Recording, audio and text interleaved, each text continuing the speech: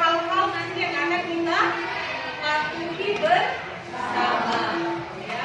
Jadi di sini Ibu sudah sediakan sticky note. Ini nanti kalian akan isi minimal 3 peraturan yang kalian tahu. Setelah kalian isi, baru nanti ditempel ke kertas plano yang sudah Ibu sediakan di depan. Ya. Silakan tuliskan namamu, buat 3 peraturan yang kamu tahu. Kalau bisa jangan sama dengan temannya, harus berbeda. Silakan lah, agak cepat ya.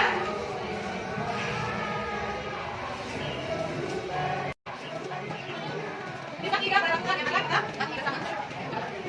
Yang kedua kita lagi. Ya.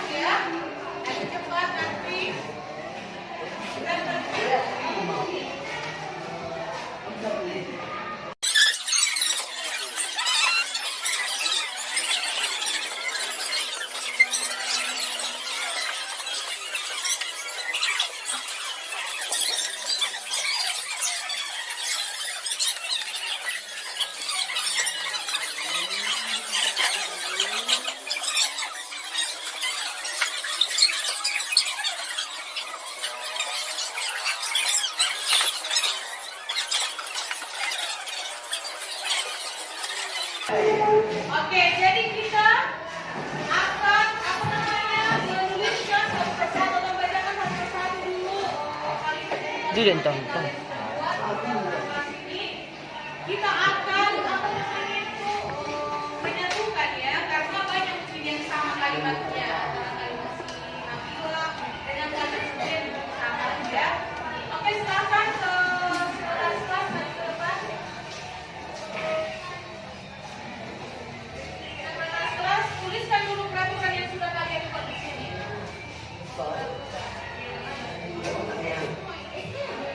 Iya, tidak lah.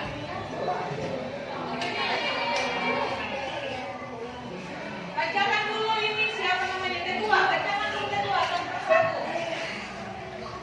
Ayo. Kedua kelas mana? Silakan bacakan lah peraturan yang dibuat sama kamu sebelum kejalannya. Ya. Satu apa di situ satu? Tidak boleh mencuri. Satu ya. Kalau nanti ada lagi kalimat temanku yang lain di situ, selain kita buat ya. Yang kedua. Tidak boleh main bola di dalam kelas. Ya.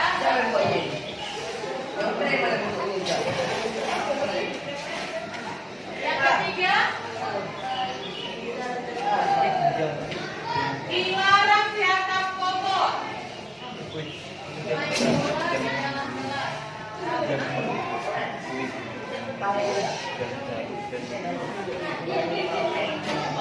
Dilarang cetak foto.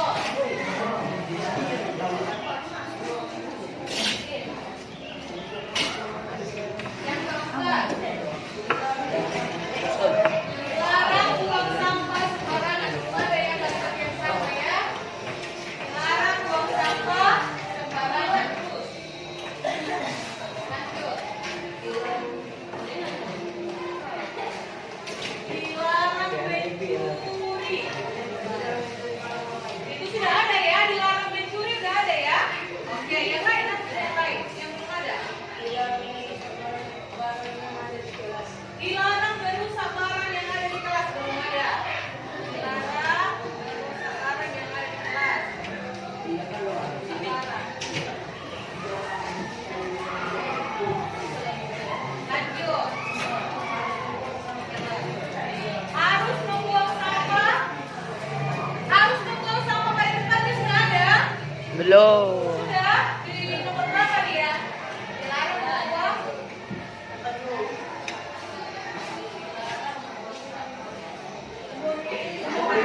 Iya, dia sembarangan. Kalau siapa yang bawa? Tidak ada yang kalimat yang sama ya, yang lain. Kalau siapa yang bawa? Apa? Tidak boleh jangan kalau sudah ada. Lanjut lanjut. Memakai pakaian lengkap dan rapi. Belum ada ya. Memakai pakaian lengkap dan lanjut. Apa? Melaksanakan pikir kelas sudah ada di peraturan. Sudah ada? Ada. Melaksanakan pikir kelas. Banyak di peraturan yang kalian buat ya. Menjaga kebersihan. Sudah termasuk itu piket? Belum ya? Bisa saja piket dia di sore hari atau sebelum sekolah. Ternyata pas istirahat kebersihannya nggak dijaga. Tapi dilarang buang sampah itu bukan tidak kebersihan itu ya? Belum, Bu. Nomor 9.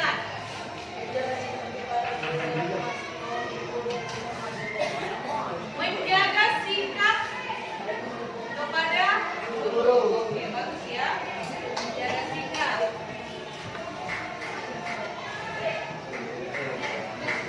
Bukan hanya kepada guru aja dijaga sikapnya, kepada temannya juga. Ya.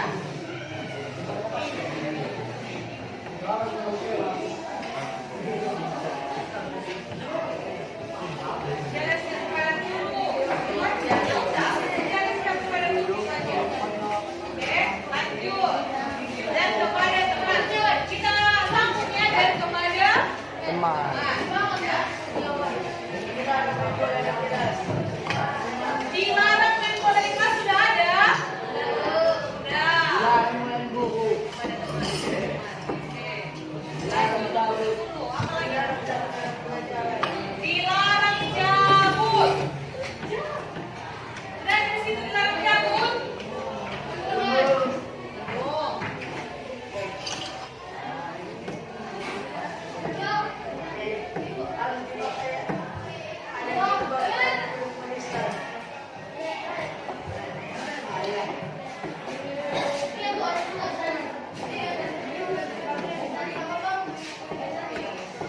Lanjut dilarang cabut.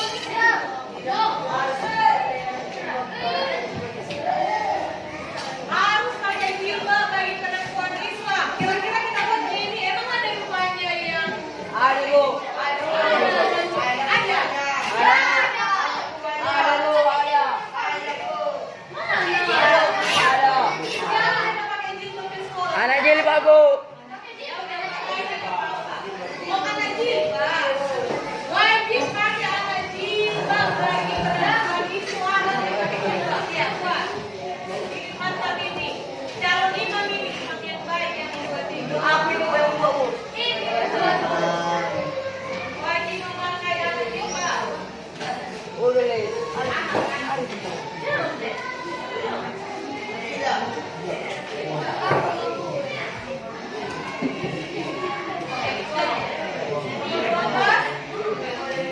Tidak boleh? Tidak boleh main bola, sudah ada peraturannya? Oke, lanjut. Tidak boleh, sudah ada? Tidak boleh. Dalam kelasnya ini. Iya, dalam kelas. Ini tidak boleh main bola di dalam kelas. Jadwal tiga sudah ada tadi nak? Sudah ada nomor berapa jadwal tiga? Oh ya udah ada, lanjut. Sudah ada? Sudah. Lanjut. Menjaga kerapian sudah ada tadi. Menjaga kerapian. Ya, memakai pakaian rapi. Sudah ada. Lanjut. Ya, udah itu, Bu. Punya ada pesan. Oke, bertanya dengan sopan. Bertanya dengan sopan, lanjut. Iya, bertanya dengan sopan. Lanjut.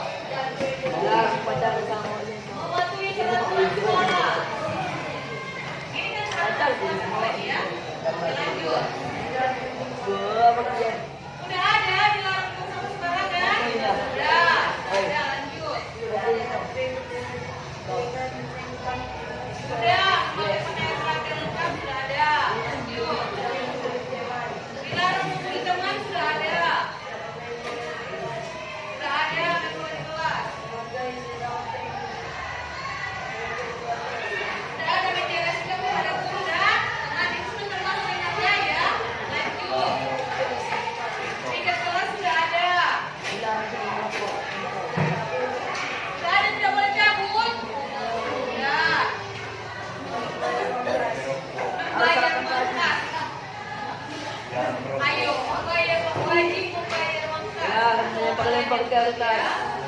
Wajib membayar mahar. Lanjut.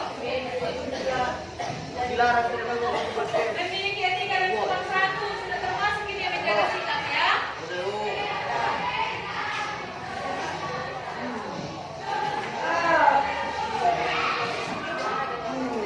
Anak-anak. Anak-anak. Lanjut. Kelas harus bersih, dari lagi dicek kebersihan. Lanjut. Dilarang merokok. Kalau di situ berarti kalau di sini dilarang merokok, di luar tidak boleh merokok. Paham? Mau di luar, mau di kamar mandi, mau pakai baju biasa atau tidak boleh merokok.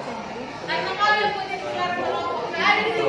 Dilarang merokok di sekolah. Di situ hanya dilarang merokok. Oke?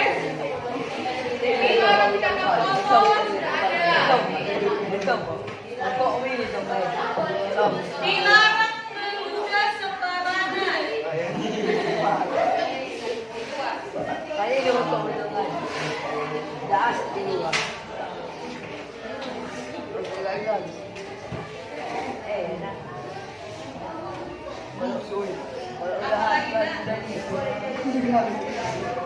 Tidak boleh jajan sebelum istirahat. Tidak boleh ini. jangan buat.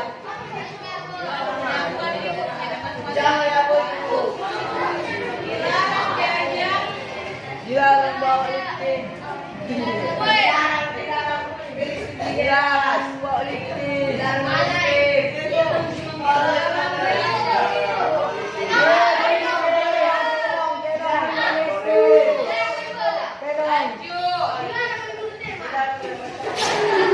Dilarang berpacaran. Dihargailah pendapat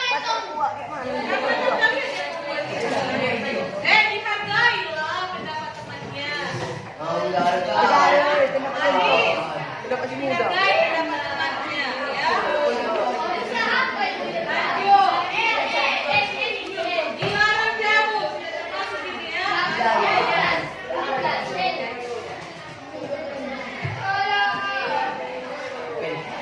Dilarang mengganggu teman. Sudah masuk ini ya. Menjaga sikap pada teman. Lanjut. Apalagi? Baca semua. Dilarang melawan guru. Sudah ada tadi ya. Jangan merokok, tapi jangan jauh dan jangan mencuri. Tidak boleh keluar kelas pelajaran sedang berlangsung. Ini kita buat. Kalau bukan mati gimana?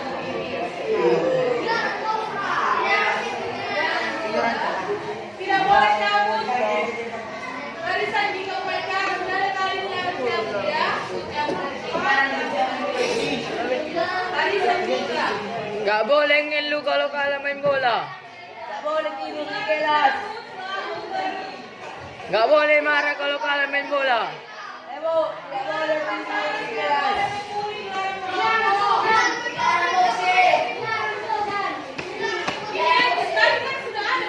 Dilarang suka sama anak yang tiga. Ini dilarang jauh, dilarang main-main, dilarang ribut, sudah ada dilarang merokok. Dilarang tidur di kelas. Memakai sudah ada. Itu banyak. Wajib sudah ada.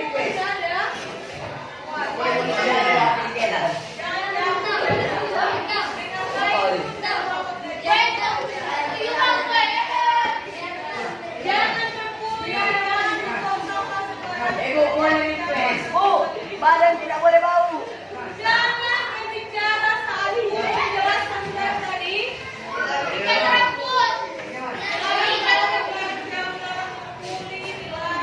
Kelas lain belum masuk. Ibu.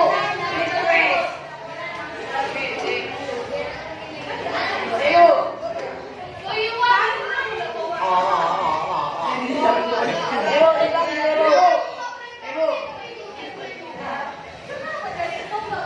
Ibu dipanggil.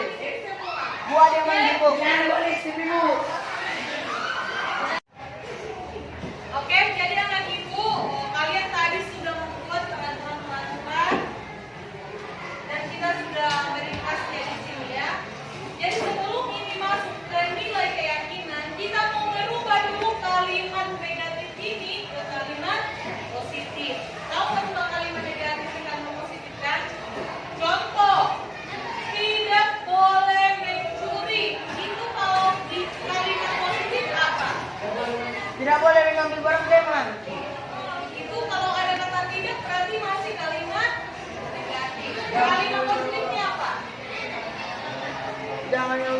teman.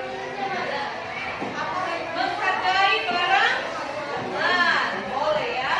Berarti kalimat positifnya kita di sini ya. Kalimat positif nomor 1 apa tadi? Menjaga barang. Yang kedua, kita coba nomor 2 ke kalimat positif tidak boleh bermain bola di dalam kelas. Apa kalimat positifnya? Menghargai kelas Bu. Dilarang main bola di dalam kelas.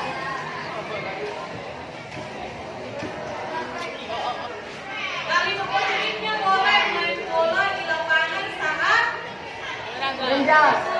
bekerja. Ya. Bermain bola lah di lapangan saat bekerja.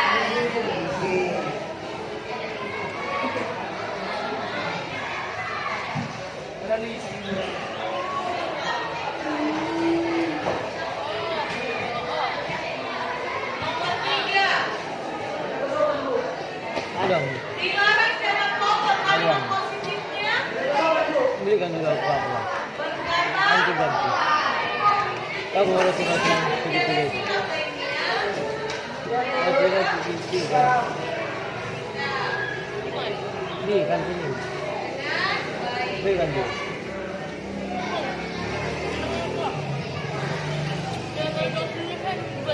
Hah? Dilarang buang sampah Iya, udah itu. sembarangan. Apa? Iya, bagus. Tentang ini buat si Yuda. Bilang dong sama si Yuda, kamu hebat. Kamu hebat. Kamu hebat. Ted hebat.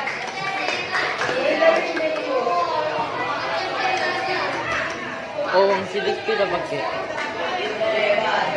Iya sih, itu dia. Oke, apa tadi kalimat positifnya, Ina? Yuda, tadi udah apa tadi kalimat positifnya?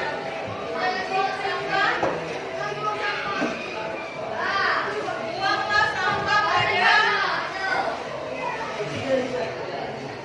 Banyak orang uang. tempatnya. Sekarang nomornya, apa nomor 5? Dilarang merusak barang di kelas. Menjaga barang teman, atau kita buat aja di sini ya biar tidak terlalu banyak. Menjaga barang di kelas dan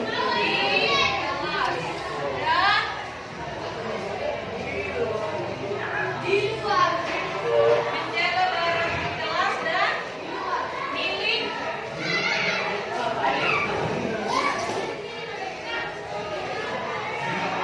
Menjaga barang milik teman. Bisa ya? Di sini bermain bola di lapangan saat beryoga dan jaga semua dengan baik, bola sampah pada tempatnya. Terus memakai pakaian rapi dan tetap ini sudah paling positif nggak? Sudah ya, memakai pakaian yang dan rapi. Memakai pakaian lengkap Pen, dan pen. Mana 2000? Nanti ganti. Karena apa itu? Melaksanakan tiga kelas. Sudah kalimat positif. Ah, beli na. Melaksanakan Roti-roti itu satu. tiga. Roti itu satu. Menjaga kebersihan. Atau Sudah dua. kalimat positifnya. Jangan. Ini sudah termasuk ke sini ya. Buat Di situ ada. menjaga Tuh. kebersihan. Iya kan? Menjaga sikap kepada guru dan teman sudah ada di sini. Ini menjaga sikap dengan baik. Termasuk ini kepada guru dan teman. Dilarang cabut. Dilarang cabut itu ada posisinya apa? Tidak boleh keluar kelas sama teman. Kalau kata tidak kan itu harus diharuskan. Posisi dilarang cabut itu kalimat positif ya kan? Apa? Dilarang Tunggu. Apa, Bu? Makanan ini. Nah, Oke. Pada saat belajar tetap di dalam. Ini tadi ada kata jamu di sini, bilang jamu. Ada berapa kali jamu di sini? Satu ada lagi ya, jamu. Oke, dilarang jamu itu berarti pada saat belajar tetap di dalam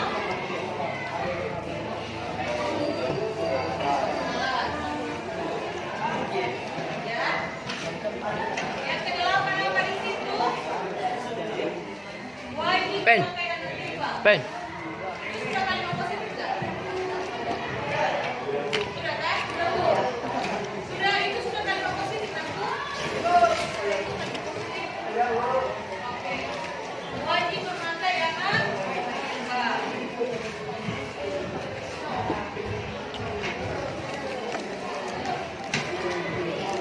Pen. Yang berikutnya, tidak boleh membuli. Tidak boleh membuli sudah masuk ke menjaga sikap? Sudah, Bu. Sudah ya.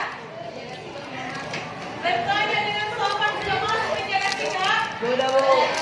Bertanya dengan sopan. Wajib membayar berkas. Membayar Uang kas. uang. Nah, ini uang kas ini sama dengan uang sekolah. Dilarang merokok. Kalau dilarang merokok, apa kalimat positifnya?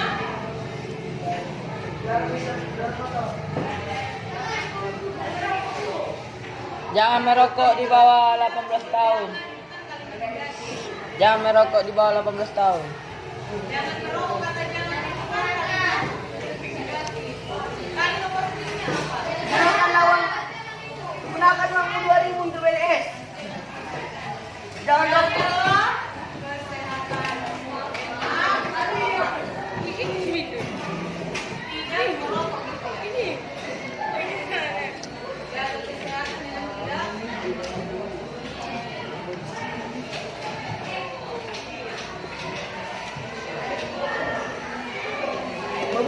Jaga kesehatan. Ini sudah termasuk ini dilarang merokok ya.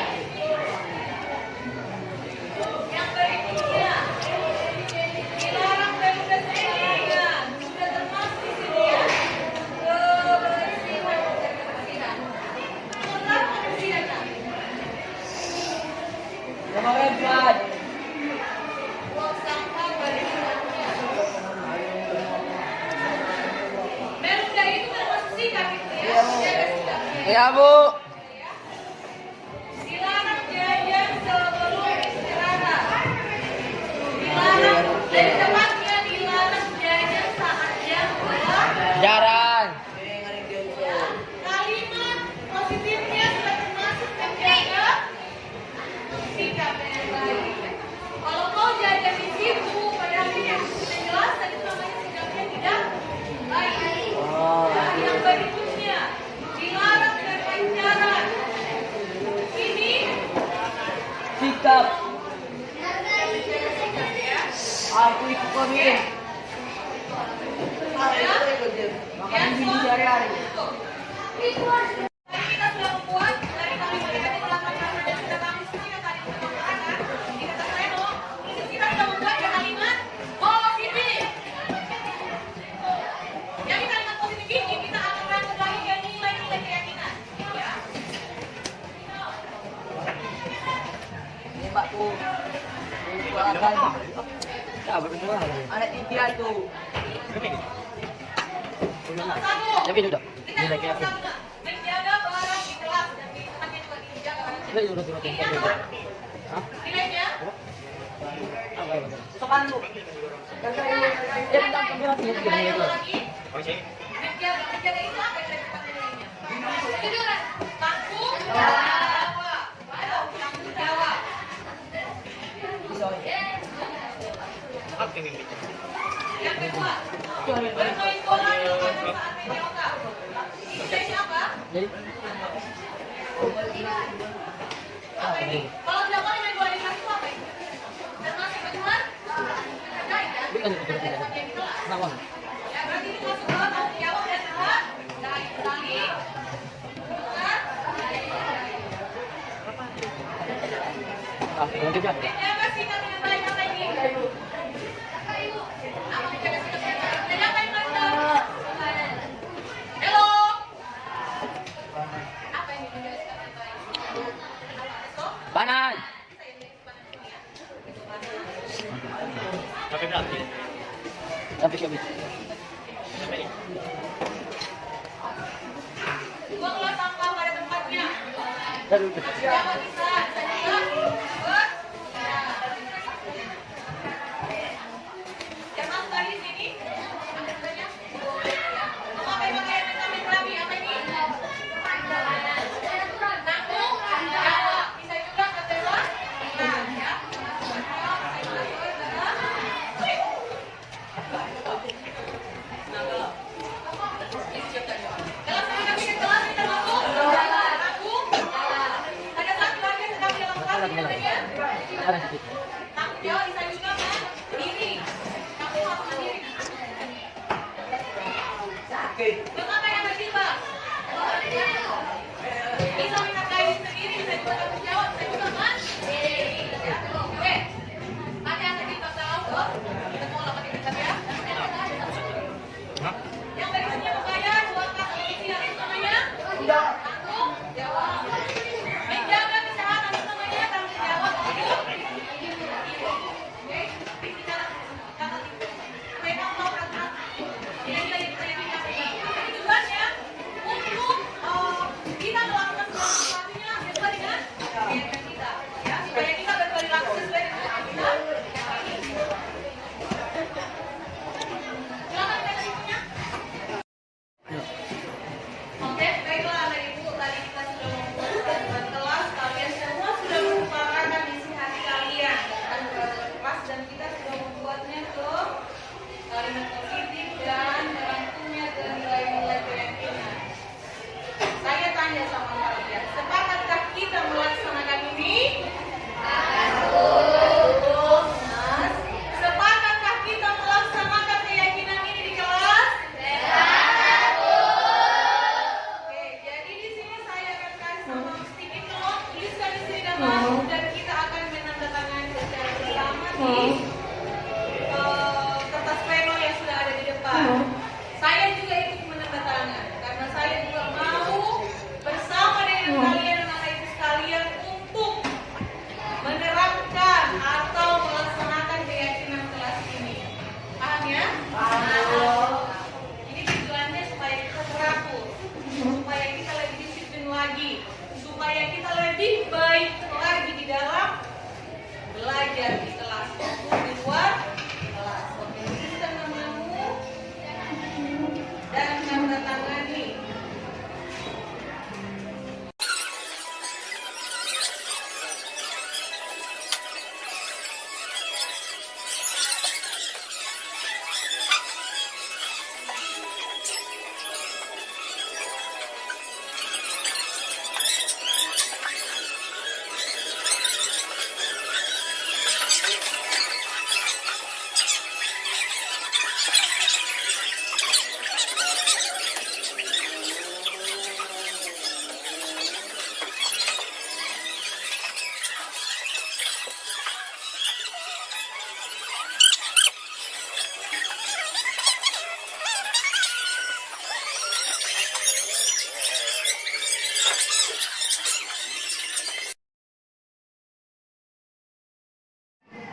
Perkenalkan, nama saya Abdul Rahman Jiwa, kelas 92. Perasaan saya saat membuat keyakinan kelas sangat senang dan bangga. Sebelum kami membuat kesepakatan keyakinan kelas, Ibu Norma menjelaskan tentang kegiatan keyakinan kelas.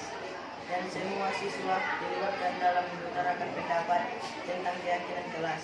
Dengan adanya keyakinan kelas ini, maka akan membuat kami menjadi lebih tertib, membuat murid menjadi lebih sopan dan menghormati guru.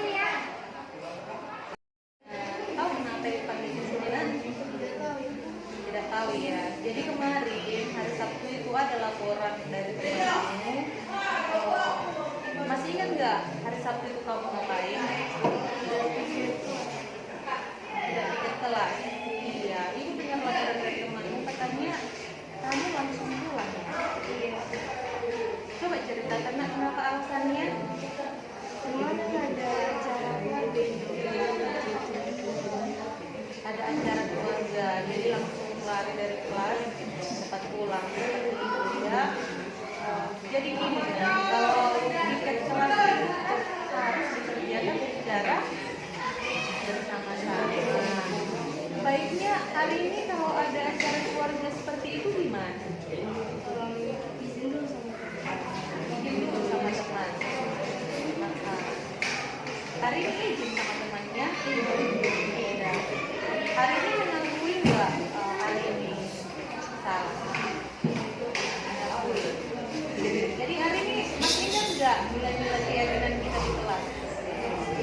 Apa saja itu nak?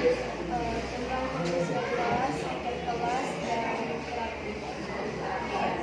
Nilai mana yang kita bilang? Tingkat kelas ini. Iya, tingkat kelas ya.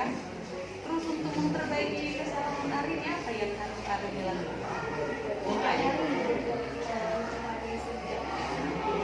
Berarti menggantikan tiket yang hari Sabtu kemarin, tiket hari ini Arin ya. Bisa dilaksanakan nanti nak? Bisa ya? Yakin? Iya, jadi lain kali nak kalau memang ada pekerjaan yang mendesak itu harus diizin dulu ya sama teman-temannya ya, dan keyakinan kelas yang sudah kita sepakati itu harus dilaksanakan. Boleh seperti itu nak? Bisa ya. Silahkan hari ini Bang Pali.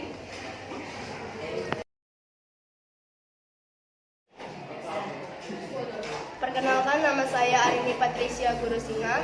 Saya kelas 92. Saya mengucapkan kepada Ibu Norma terima kasih telah membantu saya mendapatkan solusi karena kemarin saya hari Sabtu tidak melaksanakan tiket kelas, dan solusinya adalah saya harus melaksanakan tiket kelas hari Senin ini. Terima kasih Bu Norma.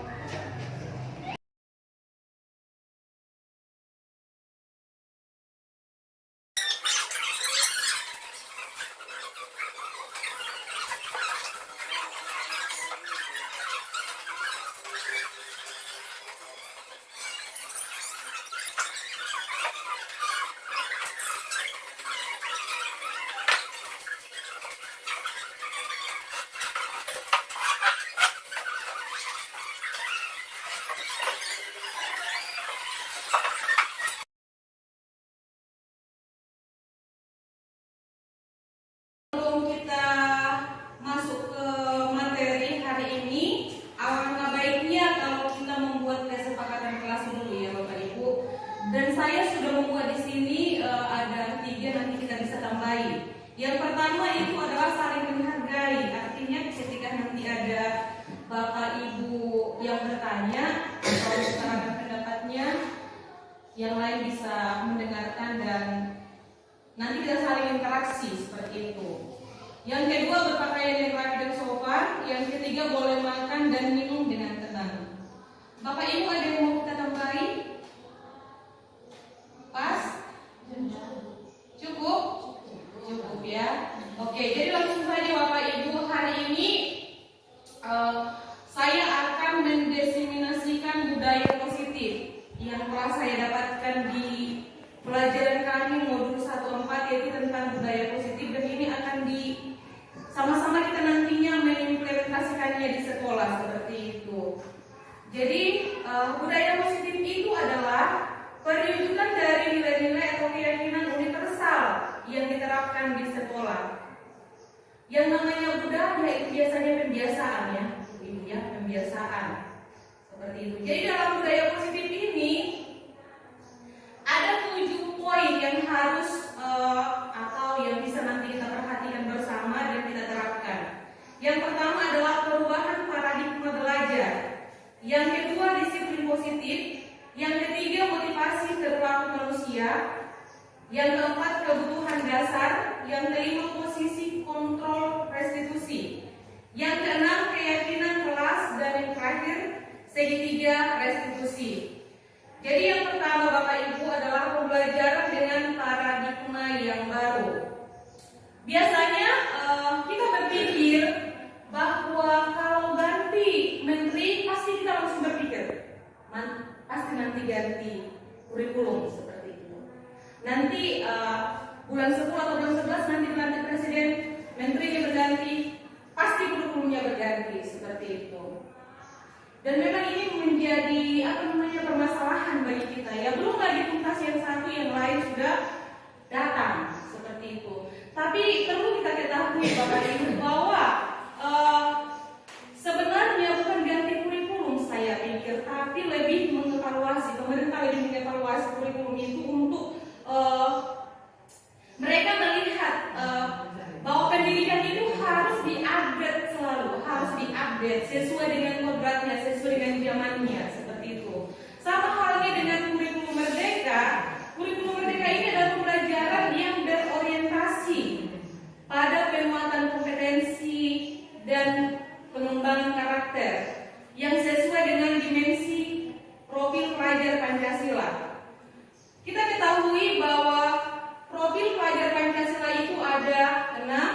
Yang pertama adalah beriman, bertakwa kepada Tuhan yang Maha Esa dan berakhlak mulia. Yang kedua, mandiri. Yang ketiga, bernalar kritis. Yang keempat, berkebinekaan global. Yang berikutnya adalah bergotong royong, dan yang terakhir adalah kreatif. Seperti itu. Itu pembelajaran dengan paradigma yang baru, bahwa kurikulum merdeka ini sudah sangat cocok menurut saya diterapkan di setiap sekolah sesuai dengan zamannya sekarang. Seperti itu ya Ibu-ibu ya. Oke, yang kedua, disiplin positif dan nilai-nilai kebajikan universal. Kalau kita berbicara tentang disiplin, ibu-ibu pandangannya seperti apa kalau berbicara tentang disiplin? Apa yang kita pikirkan kalau kita berbicara tentang disiplin? Ada yang mau memberikan komentar? Tertib, aturan.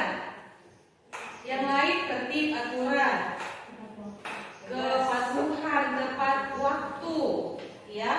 Itu semua berbicara tentang disiplin, ya. Selama ini kalau kita mau mendisiplinkan anak, yang kita terapkan adalah maunya kita, kamu harus seperti ini, harus seperti itu, kamu harus sesuai dengan aturan di sekolah yang sudah ditetapkan, seperti itu, ya. Di sini disiplin positif ini merupakan suatu pendekatan untuk menerapkan disiplin dari dalam diri anak, ya, dari dalam diri anak, tanpa adanya bentuk hukuman atau hadiah. Bagaimana cara menerapkan disiplin positif ini? Yang pertama, kita membuat aturan bersama dengan siswa. Bukan aturan kita yang mau kita terapkan ke siswa. Itu namanya disiplin positif, ya. Yang kedua, kita harus menetapkan konsekuensinya apa. Jadi kalau anak melakukan ini, apa konsekuensinya? Bukan apa hukumannya, apa nanti hadiah kalau kamu melakukan itu. Seperti itu. Yang berikutnya adalah memberikan pujian. Pujian sebatas kata. Ya. Yang berikutnya menjalin komunikasi yang baik. Dan yang terakhir, kita jadi teladan sebagai seorang guru. Ini cara kita menerapkan disiplin positif kepada anak-anak kita. Yang berikutnya adalah yang ketiga, motivasi perilaku manusia. Biasanya anak-anak kita melakukan perilaku itu atau melakukan suatu tindakan itu karena ada motivasinya, Bapak Ibu. Ya, apa motivasinya? Di sini ada 3 motivasi. Yang pertama adalah karena mereka takut dihukum. Ya, saya melakukan ini karena saya takut dihukum, ya, untuk menghindari ketidaknyamanan atau hukuman. Ini adalah tingkat terendah dari motivasi manusia, ya. Tingkat terendahnya karena takut hukuman. Saya berbuat ini ya karena saya takut dihukum, seperti itu. Yang kedua, untuk mendapatkan imbalan atau penghargaan dari orang lain. Saya melakukan ini supaya saya dapat imbalan.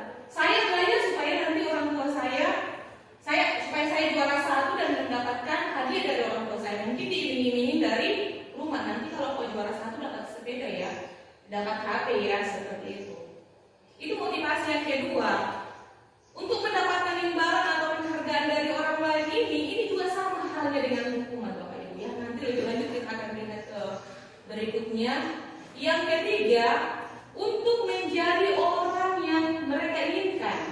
Jadi motivasi yang ketiga itu benar-benar dari dalam hati anak-anak, bukan karena hukuman, bukan karena imbalan dari orang tua. Memang saya mau menghargai diri saya seperti itu.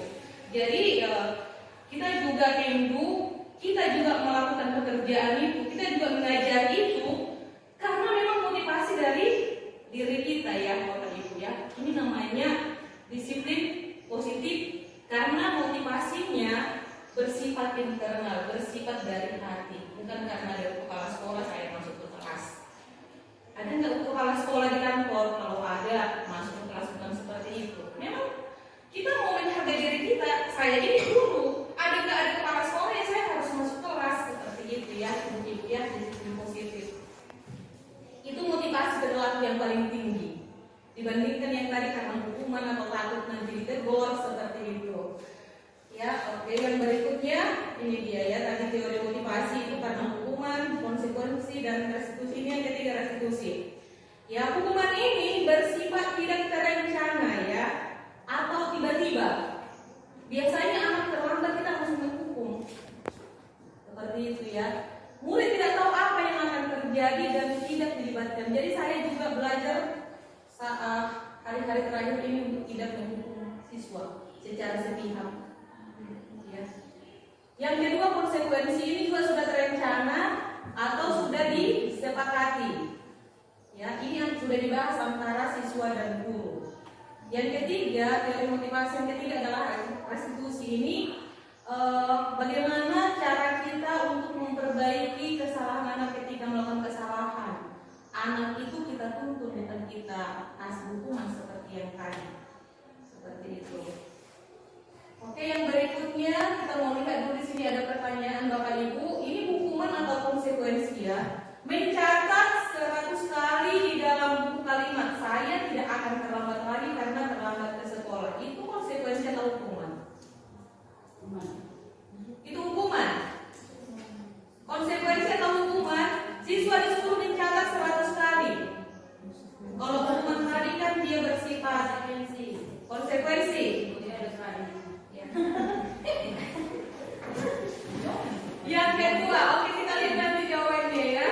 Lari mengelilingi lapangan basket 2 kali karena terlambat hadir ke sekolah. Ya, ini hukuman ya.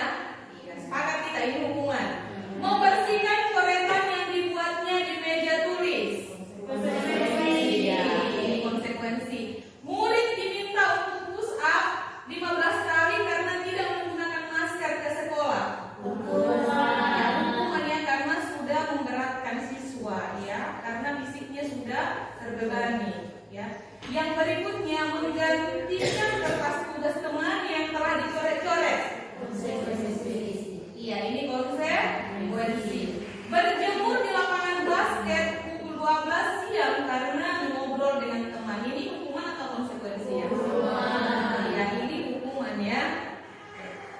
Jadi menurut Alfikon, baik penghargaan atau hadiah yang kita iming-iming kepada siswa maupun hukuman, ini adalah cara-cara mengontrol perilaku siswa yang menghancurkan potensi anak.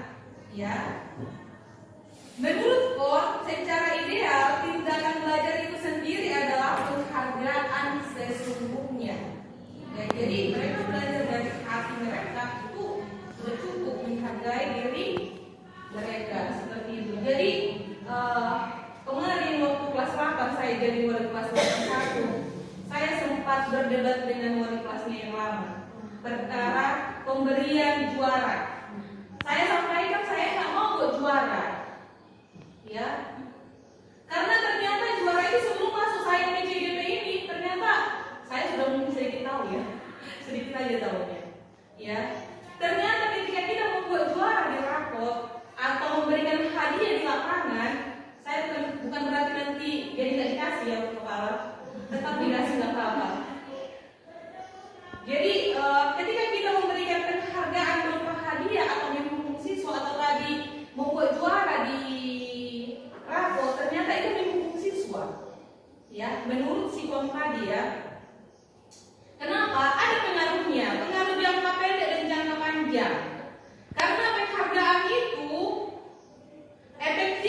jika kita menginginkan seseorang melakukan sesuatu yang kita inginkan, dan itu jangka pendek. Kalau jangka panjang nanti nggak ada lagi penghargaan, mereka nggak mau lagi bekerja, mereka nggak mau lagi belajar seperti itu ya. Yang kedua, jika kita menggunakan penghargaan lagi dan lagi, maka orang tersebut akan bergantung kepada penghargaan yang kita berikan. Kita berikan hadiahnya untuk juara 1, 2, 3 ya. Ini hadiahnya. Jadi menurut pendapat atau ahli bahwa ini memang mematikan semangat anak di dalam belajar. Biarlah mereka belajar dari hati mereka tanpa adanya penghargaan tadi, tanpa adanya hukuman tadi, seperti itu. Penghargaan itu tidak kayak PNS seperti itu ya. Karena apa? Karena suatu penghargaan adalah suatu benda atau peristiwa yang diinginkan, yang dibuat dengan persyaratan hanya jika Anda melakukan ini saya akan memberikan, seperti itu ya. Jika saya mengharapkan suatu penghargaan dan tidak mendapatkannya, maka saya akan kecewa dan berkecil hati. Yang berikutnya, jika kita memberikan seseorang suatu penghargaan untuk melakukan sesuatu, maka harus terus-menerus memberikan penghargaan itu. Akan berlanjut seterusnya seperti itu. Ya, mungkin itu yang dipikirkan oleh pemerintah Ukopsek. Makanya guru sekarang dibuat rapat keluar tapi nggak dikasih lagi apa-apa. Kalau zamannya saya dulu 5 tahun yang lewat sebelum si Polga, saya pergi rapat itu saya harus dikasih transport, ya itu wajib. Saya pergi kemanapun harus dikasih transport dulu baru saya melaksanakannya. Tapi sekarang saya lihat tidak ada lagi. Karena apa? Karena mungkin pemerintah mau menanamkan nilai-nilai yang tadi ya, nilai-nilai dari dalam diri. Sekarang saya di pihak kepala sekolah. Yang berikutnya, penghargaan merusak hubungan, dan ini sudah kenyataannya di Bogor. Ya, kemarin kita menghadapi 2 siswa antara kelas 91 yang dimasukkan dari kelas 92 ke kelas 91. Jadi kelas 91 merasa tersaingi, masuk juaranya kelas 92 ke dalam, merasa tersaingi. Dan mereka jadinya berantem, berdebat sampai ke orang tua. Ini kami sudah tangani kemarin dan sudah selesai masalahnya. Seperti ini. Ini merusak hubungan. Sekiranya dicampur semua, itu mereka mungkin akan slow aja belajarnya. Yang mereka belajar dari hati. Seperti itu ya. Dan memang sudah kenyataan ini penghargaan yang merusak hubungan seperti tadi saya sampaikan. Ada 2 siswa itu juara 1-nya 92 masuk, dia merasa tersaingi ya. Yang kedua, penghargaan menghukum, sama ya. Penghargaan menghukum, misalnya yang ranking terakhir merasa dihukum. Kenapa saya ranking terakhir? Merasa terhukum ya, merasa terbebani seperti itu. Jadi yang seperti apa yang mau kita inginkan, yaitu bahwa anak-anak belajar dari motivasi dari dalam dirinya. Ya, tanpa ada tadi penghargaan maupun hukuman. Seperti itu. Ada yang mau ditanyakan dari sini Bapak Ibu sebelum saya lanjut? Saya mau tanya. Silakan Ibu Rani. Berdiri boleh. Ini masalah hukuman dan ini tadi ya. Terkadang kita kan guru ini ada kesulitan menghadapi siswa yang kurang kasih sayang. Ya. Jadi karena mereka menuntut perhatian dari kita, nah kita berikan kasih sayang itu. Kira-kira kasih sayang yang kita beri ke murid itu berupa hadiah atau apa namanya ya, penghargaan, masuk ke situ. Oke, terima kasih buat pertanyaannya Bu Rahmi. Itu nanti kita masuk ke kebutuhan dasar ya, yang bagian keempat. Jadi ternyata anak berperilaku aneh itu, berperilaku tidak baik itu karena ada kebutuhan dasarnya yang tidak terpenuhi. Ya, contoh mungkin siswa kita yang nakal karena memang kebutuhan dasarnya itu tidak terpenuhi. Contoh ada 5 kebutuhan dasar di sini yang harus kita penuhi atau yang harus terpenuhi dalam diri kita. Termasuk kita sebagai seorang guru Bapak Ibu ya. Yang pertama adalah bertahan hidup. Yang kedua kasih sayang dan rasa diterima. Ini yang tadi ya Bu Rahmi ya. Bahwa kebutuhan untuk disayang dan diterima meliputi kebutuhan akan hubungan dan koneksi sosial. Mungkin si bicara itu bertingkah laku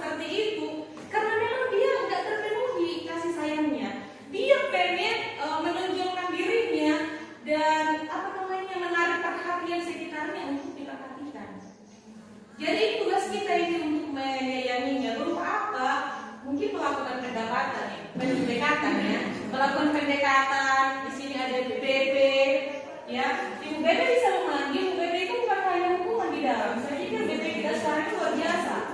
Karena sudah saya nggak kenal lagi dengan Bebe waktu saya dulu guru. Datang langsung dihajar. Bebe sekarang sudah melakukan pendekatan. Ya, itu mungkin karena udah mendapat pelatihan ya. Makanya Bebe kita ini memang disayangi anak-anak. Bukan hanya karena mereka bertingkah laku aneh, mungkin mendapatkan sayang yang lebih dari keluarga juga bisa dipanggil. Ya Bu Bebe ya, bisa dipanggil ke dalam ruangan pendekatan. Ya gimana caranya anak yang melakukan yang berlebih kasih sayang ini mendekati anak yang kurang kasih sayang seperti itu. Ya, yang berikutnya kebebasan. Anak-anak ini butuh kebebasan yang tinggi, makanya anak bertingkah laku yang baik di kelas. Seperti itu. Ada juga kesenangan. Mungkin di rumah ini dia nggak dapat kesenangan ini, makanya dia bertingkah laku aneh di sekolah seperti itu. Yang berikutnya adalah penguasaan. Biasanya ini anak-anak yang pintar ini ya. Dia mau diakui, dia mau dihargai, dia mau dianggap. Seperti ini kebutuhan dasar yang harus dipenuhi. Kita pun pasti memerlukan ini. Ini harus kita perlukan sebagai seorang guru ya. Oke, itu tadi pertanyaan Bu Rahmi, saya pikir sudah masuk ke sini ya. Dari itu kita lakukan pendekatan. Lewat mana? Lewat temannya. Kita bimbing temannya itu harus ke temannya dong, Nak. Jangan dihindari, jangan jadi dibully seperti itu. Ya, bisa Bu Rahmi ya. Ini 5 kebutuhan dasar yang harus kita penuhi. Yang berikutnya ada 5 posisi kontrol restitusi. Posisi kita sebagai seorang guru yang mana di sini? Apakah sebagai penghukum, pembuat rasa bersalah, atau sebagai teman, pemantau atau manajer? Ya kalau penghukum itu tadi sudah ada juga ya di awal. Kalau penghukum itu adalah dia menggunakan fisik maupun verbal dengan kata-kata kasar. Ya sama anak-anak. Ini penghukum namanya. Ya. Yang kedua, biasanya kalau penghukum ini hasilnya seperti apa? Kalau kita hukum anak atau kita dulu refleksi ketika saya dihukum waktu SD sampai sekarang mereka lihat saya. Saya waktu itu kelas 2 SD atau kelas 3 nggak tahu lihat jam. Itu kelas jam 2 lewat berapa nggak tahu. Saya disuruh keliling kelas, keliling sekolah, bawa saku. Dan dia melekat. Sampai sekarang sakit hati gitu loh. Sakit hati sama guru itu. Hanya karena perkara tidak tahu lihat jam. Seperti itu. Padahal sekarang saya sudah tahu lihat jam ya. Yang kedua, itu sebagai penghukum ya. Biasanya ini menghardik. Tahu. Gitu ya kan. Saya biasa seperti menghardik. Tapi memang saya sudah mengurangi untuk mempergunakan pukulan tangan, mencubit saya kurangi. Ya, tapi mungkin kalau nada saya masih agak tinggi. Ini mau saya belajar supaya kembali seperti BP ya. Sebagai ini hasilnya nanti seperti tadi yang saya sampaikan itu akan melekat seumur hidup. Dan saya akan mengingat guru yang menghukum saya pada saat itu. Seperti itu. Jadi supaya ini tidak melekat di hati anak-anak, kita kurangilah posisi kita sebagai penghukum ya, ibu-ibu ya. Seperti itu. Apalagi suruh push up, ditendang, dicakap kotorin. Itu agak sesuai dengan teori. Iya. Belajar kita sama-sama belajar.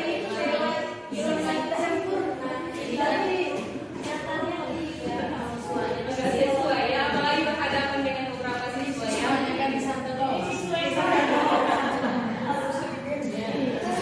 kan sudah tua.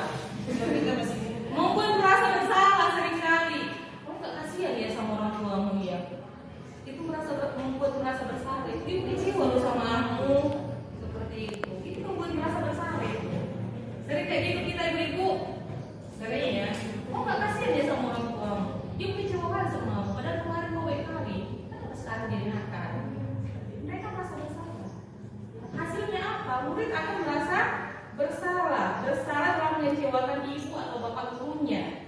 Yang murid akan merasa menjadi orang yang gagal dan tidak sanggup membahagiakan orang lain. Jadi merasa gagal dari situ. Ya. Yang berikutnya, posisi kontrol kita adalah sebagai teman. Biasanya kalau guru sebagai teman, anak-anak senang sekali ya. Tetapi anak itu akan lengket ke satu guru.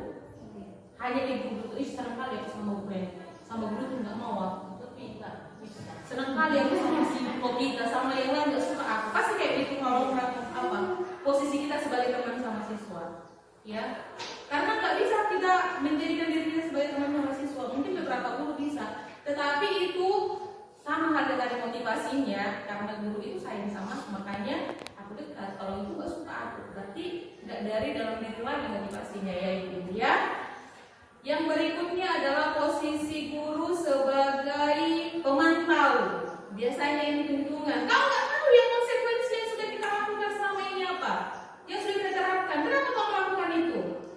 Ya, itu lingkungan. Kenapa kau berbuat itu? Dia memantau, ya, memantau dan lingkungan. Dia akan menyampaikan apa konsekuensinya, apa hukuman yang kau terima kalau kau berbuat seperti itu. Ya. Itu dia pemantau. Yang terakhir adalah 5 posisi kontrol restitusi ini adalah manajer. Tahu kita manajer ya? Pimpinan, pemimpin, mengayomi anak, menuntun anak, memperbaiki perilaku anak. Nanti dengan apa? Dengan 3 tahapan restitusi. Sebagai manajer, kita memperbaiki perilaku anak, kita tanyakan keyakinannya, nanti kita akan lanjut di slide berikutnya ya. Yang berikutnya adalah keyakinan kelas. Selama ini kita membuat peraturan ya ibu ya di Oke. Stop dulu Man. Oke, yang berikutnya adalah Bapak Ibu adalah tentang keyakinan kelas. Keyakinan ini adalah seperangkat nilai atau prinsip yang kita sepakat bersama antara guru dan siswa untuk memandu perilaku siswa di dalam kelas maupun di luar kelas. Bagaimana cara menerapkan keyakinan ini? Yang pertama, semua anggota kelas mengutarakan pendapatnya. Ya, kita libatkan anak-anak untuk mengutarakan pendapatnya tentang peraturan. Yang kedua, mencatat semua masukan-masukan murid. Yang ketiga, menyusun keyakinan kelas itu dari mengganti kalimat negatif ke kalimat positif. Mengajak murid-murid untuk menemukan nilai kebajikan yang diyakini yang dituju dari peraturan tersebut. Yang berikutnya, meninjau kembali keyakinan kelas. Dan yang terakhir, setelah keyakinan kelas selesai dibuat, semua warga kelas menandatangani kesepakatan bersama. Oke, Bapak Ibu, di sini saya sudah membuat tentang penerapan keyakinan kelas di kelas 92. Kita bisa lihat sebentar. Nanti saya akan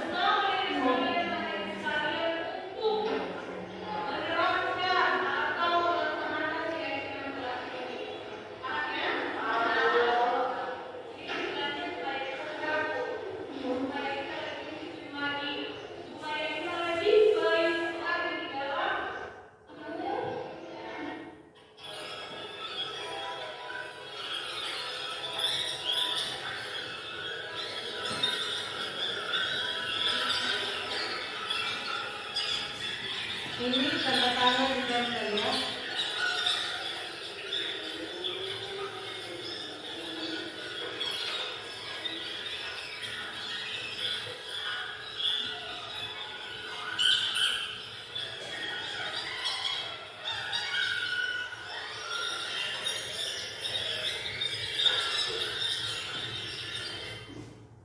Oke, jadilah keyakinan telah ya Bapak Ibu ya.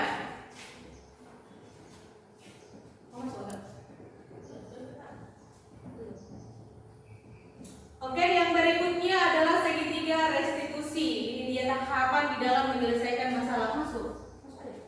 Nanti diedit.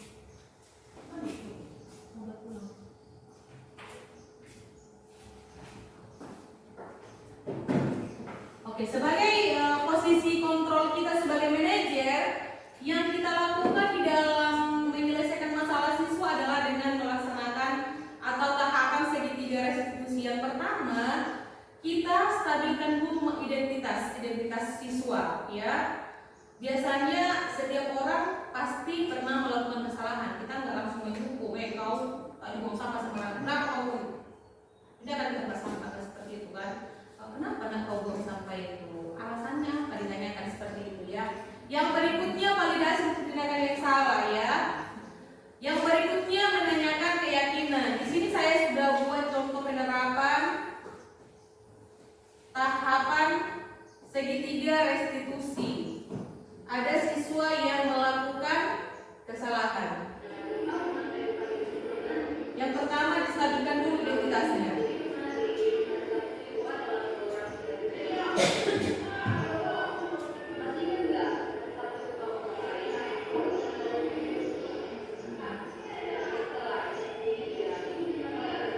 Seorang siswa yang tidak pikir, ditanyakan dulu alasannya apa, kenapa.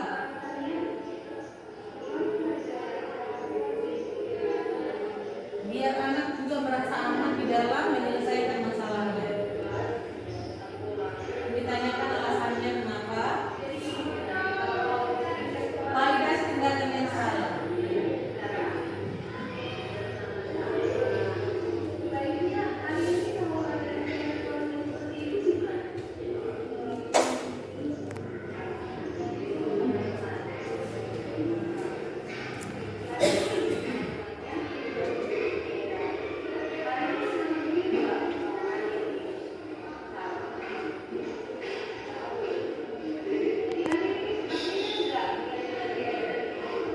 Yang ketiga adalah menanyakan keyakinan. Ditanya, masih ingat nggak keyakinan yang telah kita buat? Dan yang terakhir nanti dicarikan solusinya. Jadi anak yang disuruh atau anak yang dipandu dituntut menyelesaikan masalahnya.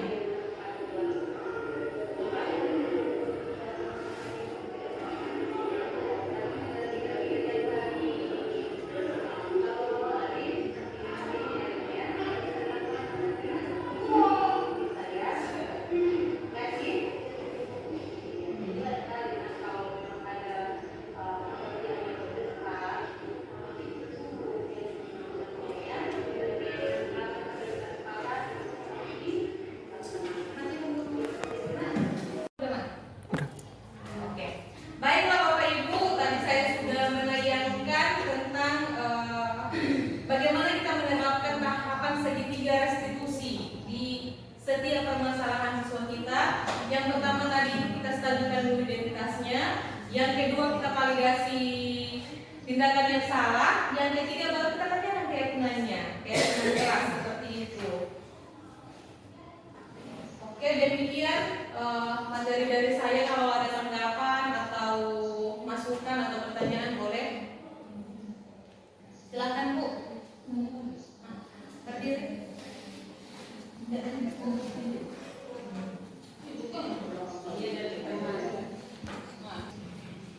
Jadi kalau keyakinan kelas itu kan kesepakatan ya kan antara siswa dengan masuk menjadi dalam. Sementara ada peraturan sekolah atau tertib sekolah yang sudah dibuat oleh sekolah. Bisakah peraturan sekolah itu dirubah menjadi keyakinan sekolah? Oke. Terima kasih buat pertanyaannya Bu Rahmi. Bisa nggak peraturan itu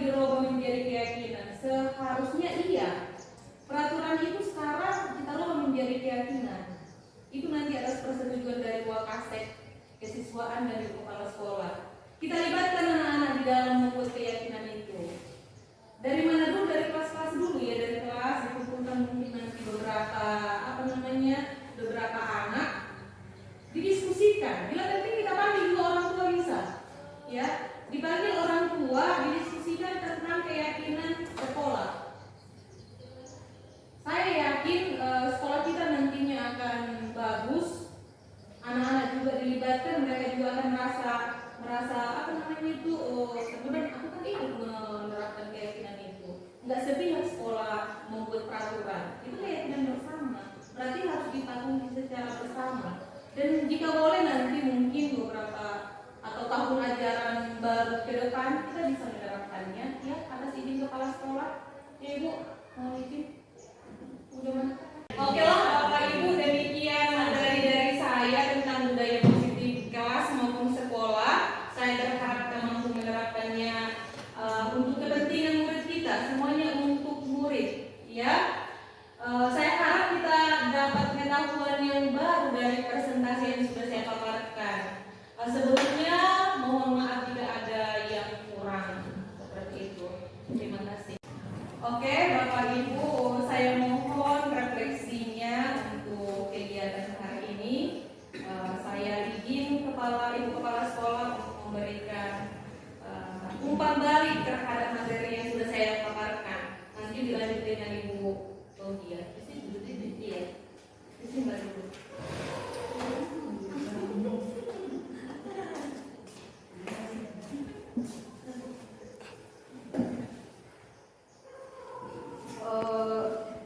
Assalamualaikum warahmatullahi wabarakatuh.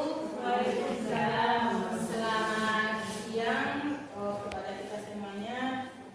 Terima kasih masih tetap semangat untuk menghadiri diseminasi budaya positif pada guru kita Ibu CGP Nurmawan Panjaitan. Jadi sudah tadi Bapak Ibu-ibu kita sudah dengarkan di mana budaya positif itu yaitu nilai-nilai dan keyakinan-keyakinan yang dapat diterapkan di sekolah. Jadi dapat berubah kebiasaan. Nah, mungkin kita sebenarnya ini sudah kita tahu ya kan? Tetapi mungkin karena sesuatu di lapangan itu kadang kita lupa, kadang kita teori tidak sesuai dengan yang kita jumpai di lapangan. Tapi marilah Bapak Ibu sama-samalah kita terapkan budaya positif dan keyakinan keras tadi untuk mematuhi aturan-aturan di sekolah agar tercipta anak-anak kita yang berkepribadian dan berjiwa profil Pancasila. Nah, jadi untuk Ibu Nurmawan, terima kasih kepada sudah mengingatkan kami. Mungkin kami selama ini sudah agak-agak lupa dengan kodrat seharusnya seorang guru bagaimana, tapi akan sama-sama kita perbaiki. Dan jika ada yang mau diperbaiki di sekolah ini, sama-sama kita berdiskusi. Kalau ada yang mau perlu dirubah narasinya, dirubah aturannya, sama-sama kita berdiskusi bersama. Oke, itu sajalah tanggapan dari saya. Semoga nanti ibu-ibu yang lainnya bisa menerapkan budaya positif yang sudah dijelaskan tadi untuk anak-anak kita semuanya dan kita juga. Nah, agar kita lebih disiplin dalam bekerja dan anak-anak pun lebih semangat dalam belajar. Nah, itu sudah tanggapan dari saya. Atas perhatiannya saya ucapkan terima kasih. Assalamualaikum warahmatullahi wabarakatuh. Selamat siang. Ya, terima kasih Bu. Narasumber kita, teman kita, sejawat yang sedang melaksanakan CGP di sini diminta memberikan tanggapan yang berbalik. Dari seluruh pemaparan yang sudah disampaikan oleh Ibu tadi mengenai diseminasi budaya positif, saya mengambil secara global saja. Seperti apa sih guru yang diminta, guru yang diharapkan dengan mengikuti diseminasi budaya positif ini? Guru yang seperti apa? Tadi saya mendengarkan penjelasan dari Ibu bahwa ada yang namanya hukuman sudah tidak zamannya lagi, memberikan umpan balik tidak zamannya. Namun yang bagaimana yang diminta adalah menumbuhkan rasa tanggung jawab pada anak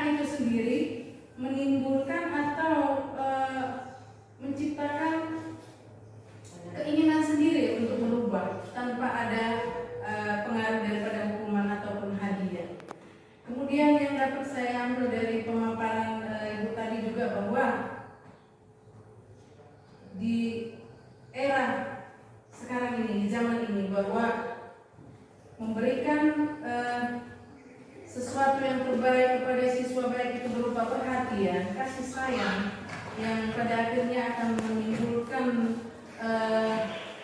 kekompakan yang positif ya dalam batas-batas tertentu sehingga murid merasa nyaman belajar dengan kita. Kira-kira begitu. Jadi ini kita tidak menjanjikan sesuatu, tapi mereka kita arahkan kepada kesadaran pribadi, melaksanakan kebaikan secara rutinitas tanpa